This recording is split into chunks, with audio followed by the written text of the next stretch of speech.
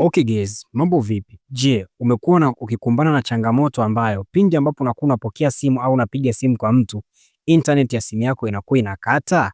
Okay, leo nitakuelekeza jinsi ya kuzuia kitu kama hicho. Hakikisha umefollow hii account ili kuwa mwanafamilia, comment, like na kushare. Gusa alama ya jumlisha hapo kuweza kufollow hii account. Utaenda katika setting ya simu yako, na baada ya kwenda katika setting ya simu yako utaenda sehemu ya sim and network setting. Baada ya kufika kwenye simu ya network setting, utaenda sehemu imeandikwa network optimization. Kisha utaona kuna option nyingi sana ziko hapa, lakini tunayotaka sisi ni stay online when receiving calls. Yani pindi utakapokuwa umepigiwa simu, basi data zako zitakuwa still ziko online na unaendelea kuongea na simu kama kawaida.